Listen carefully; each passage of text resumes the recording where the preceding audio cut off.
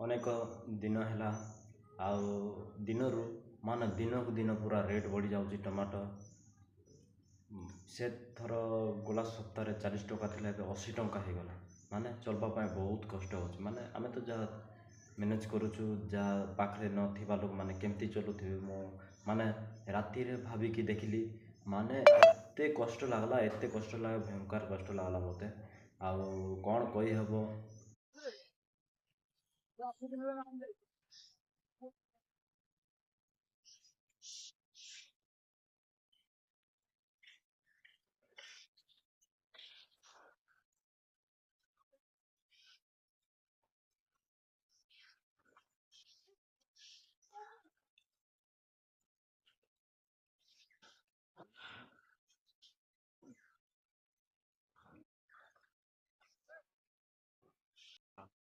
ଯାଉଛି, ଦେଖିପାରୁଥିବେ। ଦେଖ ଖରା ହେଉଛି, ମୁଁ ଛତା ଧରିକି ଯାଉଛି। ଏପଟେ ସବୁ ମୋ ପଛରେ ଅଛି, ଦେଖିପାରୁଥିବେ।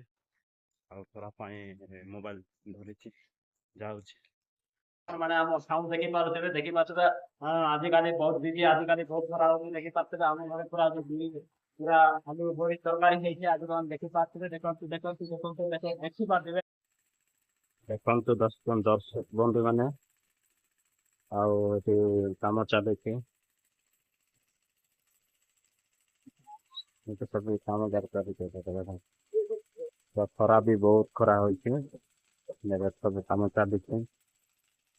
ରୋଡ ଏଟା ପାଇପ୍ ଫାଟି ଯାଇଛି, ସେଥିପାଇଁ କାଢିଥାନ୍ତି। ହ୍ୟାଲୋ ଗାଇଜ୍, ଆପଣମାନଙ୍କୁ ମୁଁ କିଛି କହିବା ପାଇଁ ଚାହେଁ। ଆଉ ମାନେ ଏଠି ଭୁବନେଶ୍ୱର ଏତେ ଗରମ ହେଉଛି, ଏତେ ଗରମ ହେଉଛି, ଭୟଙ୍କର ଗରମ ହେଉଛି।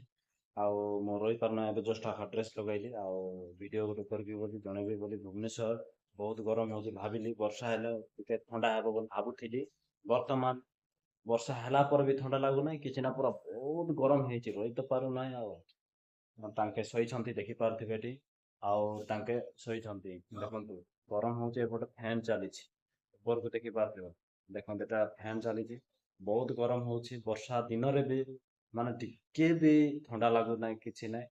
ମାନେ ଏତେ ଗରମ ହେଉଛି, ମାନେ ଝାଳ ପୁରା ବୋହି ଯାଉଛି। ଡ୍ରେସ୍ ପିନ୍ଧିଲେ ପୁରା ପ୍ୟାଣ୍ଟ ଯାକ ପିନ୍ଧିଲେ ବି ପୁରା କୁଣ୍ଡିଆ ଧରୁଛି, ବହୁତ କୁଣ୍ଡିଆ ହେଉଛି। ଆଉ ଆପଣମାନେ ଜାଣିଥିବେ, ଆପଣଙ୍କ ଏରିଆରେ କେମିତି ଥଣ୍ଡା ହେଉଛି ନା ଗରମ ହେଉଛି, ଆପଣମାନେ କମେଣ୍ଟରେ ଜଣାନ୍ତୁ। ଆଉ ମୋ ଭିଡ଼ିଓକୁ ଆଗକୁ ସେୟାର କରନ୍ତୁ ଆମମାନଙ୍କୁ।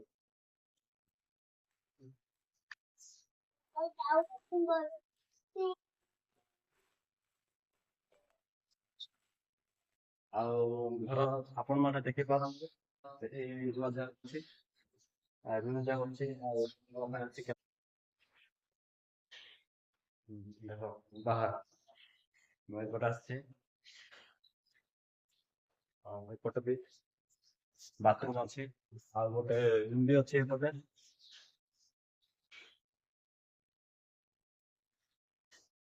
ଏଇଟା ଗୋଟେ ରୁମ୍ ଅଛି।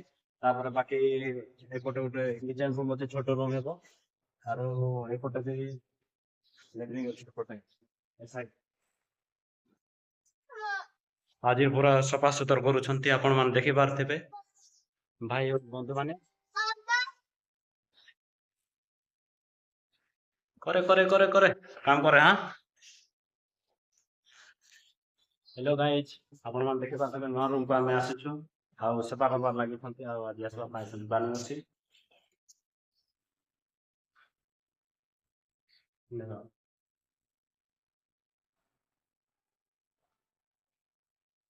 ହ୍ୟାଲୋ ଗାଇଜ୍, ଆପଣମାନଙ୍କୁ ଜଣେଇବା ପାଇଁ ଚାହେଁ।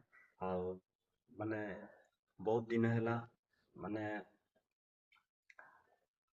ଏମିତି ଗୋଟେ ଟେନସନରେ ରହି ହଉଥିଲା, କିନ୍ତୁ ଆଜି ଏ ରୁମକୁ ଆସିବାରୁ ଟିକେ ଶାନ୍ତି ଟିକେ କମ୍ ହେଲା। ଆଉ ଦେଖ ଆମ ସଡୁ ନେଇକି ତାଙ୍କର ଦେଖ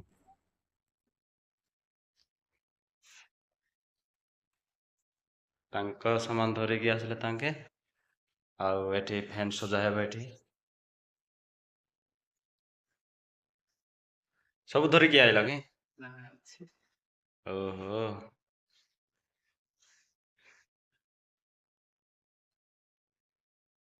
କେମିତି ଦେଖାଯାଉଛି ଏପଟେ ସବୁ ବିଲ୍ଡିଂ ଯାକ ଅଛି।